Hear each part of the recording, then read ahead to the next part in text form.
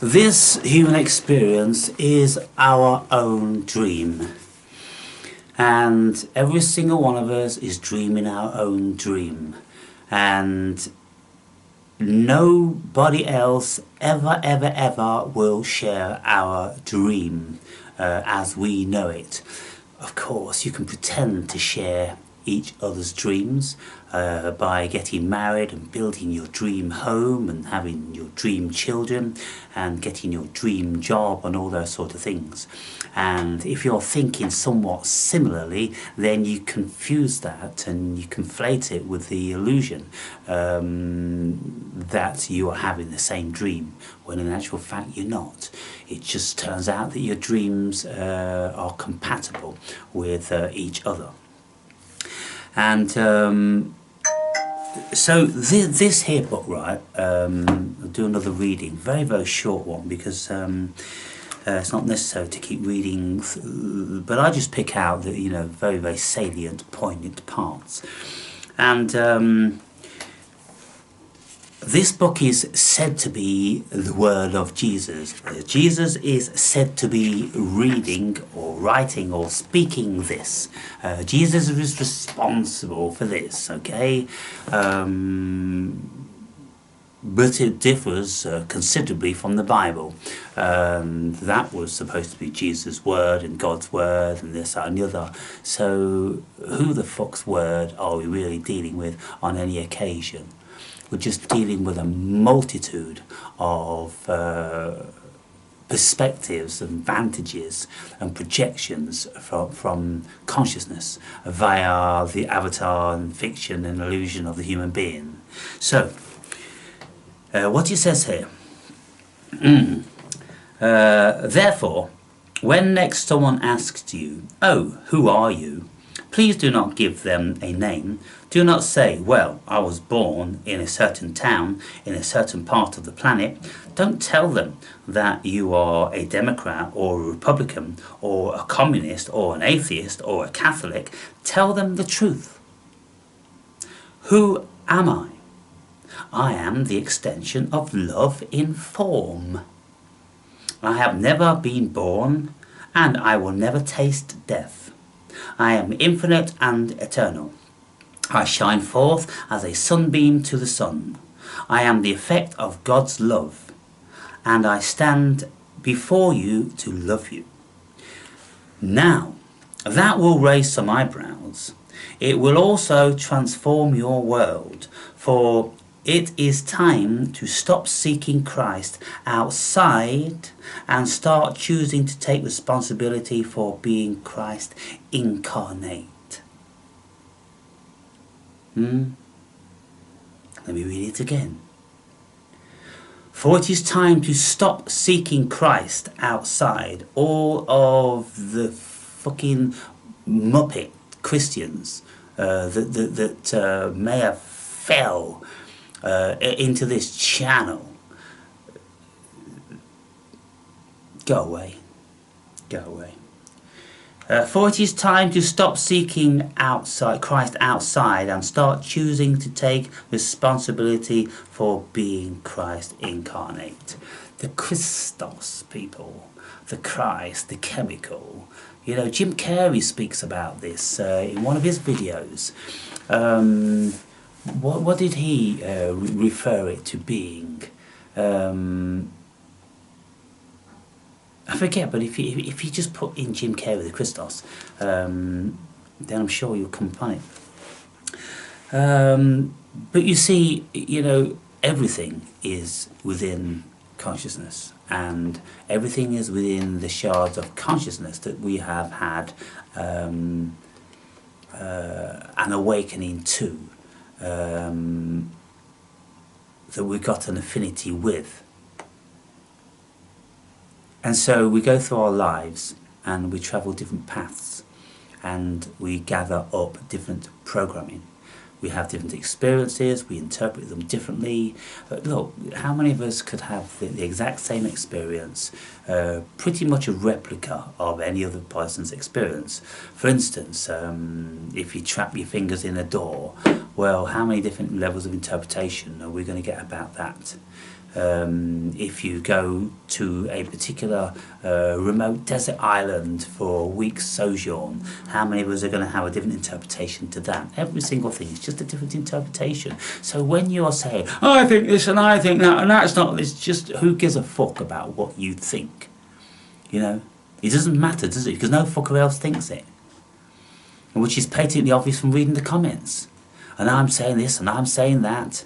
And, you know, some of you are in a similar sort of ballpark with me on some things and then completely not with others, and this and the other. And what I'm professing to you is my experience, my analytical perspective. It's all been compiled out of everything I've ever learned or experienced in this particular sojourn, and doubtless other incarnations. So I'm just conveying my experience, and you haven't had my experience, so why would you have the same opinion? You've got your own opinions because you've got your own experience. And if there is nothing material in this world, if there is no definitive truth, and if it is a paradox like it absolutely is, then why would we be in line with anything being the same and being true? There's no such thing. Never has been, never will be. And when you look at the human experience with the level of knowledge, so-called knowledge, with the level of data, look at the data we've got now compared to what was about 2,000 years ago. Can you imagine how we are very different human beings with the things that we've been privy to, with the programs we've been perverted into, and all these different sorts of stuff? Well, one of the things you can very readily accept is how automated we are compared to people 2,000 years ago. The human being today is 1,000,000,000% automated, and just about every single thing they do is a result of their programming. And so we have already become cyborgs. Only at this moment in time, apparently, we don't have computer chips within us. But if you consider that we are a simulation, then we are a computer. If you consider that we're in the Matrix, then we are the computer. And so, there you go. There's no point to do any of it, really, is there? There's no point to any of it. And so what do we do? Well, why do I do it? Well, I tell you, I'm compelled to do it.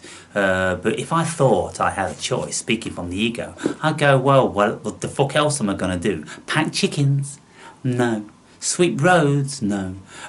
Pretend to develop rockets which are going to go to Mars? No. Be a politician and try to create my ideal world? No. I'm just doing me. Just reading, making videos, supping on a few beers, playing the guitar, and having a bit of a sing-song. A few things. What are you doing? What are you doing, people? What do you make of it? What do you make of this? We all make of it something shockingly different, don't we? But you see, in people's ignorance and desperation, then they're seeking out what others think they know or espouse, because you think that the salvation to your soul is out there. But, like this you just said, there's fucking nothing out there. It actually says in here, you are your thoughts. You're just your thoughts. Who am I? I'm an extension of love in form.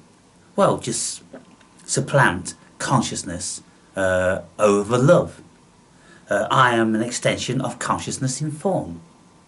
I have never been born. I will never taste death. I am infinite and eternal. I shine forth as a sunbeam to the sun because I'm pure photons.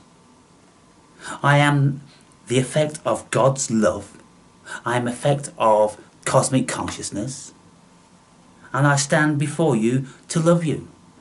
And I stand before you as an emanation of what you are. cosmic God consciousness. I would never ever say I stand before you to love you. It's not in my remit. So it's all interpretation, isn't it? Now that will raise some eyebrows. It will also transform your world. If you believe it to be true, it will transform your world because you are your thoughts. And your thoughts generate the chemicals in your body and give you some sort of a fiction of a reality. For it is time to stop seeking Christ outside and start choosing to take responsibility for being Christ incarnate. Being God incarnate. This is what it says, only the interpretation, the slant on this book is that it's written by Christ. But if Christ was God incarnated in human form, then it's saying God, isn't it? There's only one thing going on, people. God, consciousness, cosmos, intuition. God, spirit, consciousness, cosmos, infinity, abyss.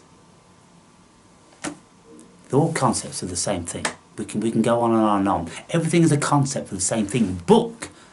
Is this book individual? Is it isolated on its own? Only in our dream. But if you looked at planet Earth from 1 billion miles out there, and the planet Earth looks like this, could you say that the book's any different to that planet? Depends on perspective, doesn't it?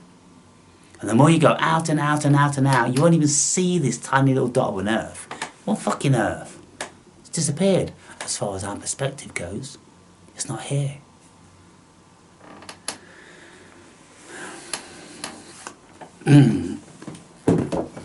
So people, some things to think about if you want to think about things. If you've got the time, if you've got the energy, if you've got the inclination, if you're brave enough. You see, most people, they'll listen to my videos when they're doing other things. Oh, got the Awake and Brave in the earplugs. Oh, doing this, that and the other. Not listening to a single word I'm saying. They've just got an eye listening on red alert for something that they know. That's all they're listening for. Confirmation bias. Confirmation bias. Confirmation bias. Oh yeah, I agree. You see, if you listen to me intently and you don't agree and it rubs against you like you were speaking about, well, why would you want to fucking listen to me? I don't agree. It's upsetting me. It's making my heart feel pain and hate. And so you close down. You close down, that's why you're not listening. That's why there's only been one out of 130 people that have bought my book that could come and speak to me about it. Because you all take on the position of being Moses. What, me, Lord? But I don't have the tongue, Lord. And you don't, do you? You don't have the tongue, you don't have the brains, you don't have the spirit, you don't have the soul, you don't have what it takes. What do you have? What do you do? Some of you can do stuff, some of you do other stuff, but you can't do that. You can't do this, can you? You can't pull these pieces together. A couple of you can. You've pulled some pieces together in your own way. But whether your pieces are anything like my pieces, you could be 61 years old, the same as me. You could have travelled extensively, the same as me. And then we'd sit down together and we'd just be chalk and cheese. Why is that? Because we are creating our reality. There is no fucking out there, people. It's just within consciousness. So, is there any point to it? Whatever you want the point to be. That's the whole point of consciousness. Creating avatars. Whatever you fucking want it to be. You see, I'm so multifaceted. I can go off and do different things. And when I finish this video, I'm going to start warming up my vocals and singing a song and getting into that. And I'm getting into the realm of John Lennon because I'm going to be singing John Lennon's song.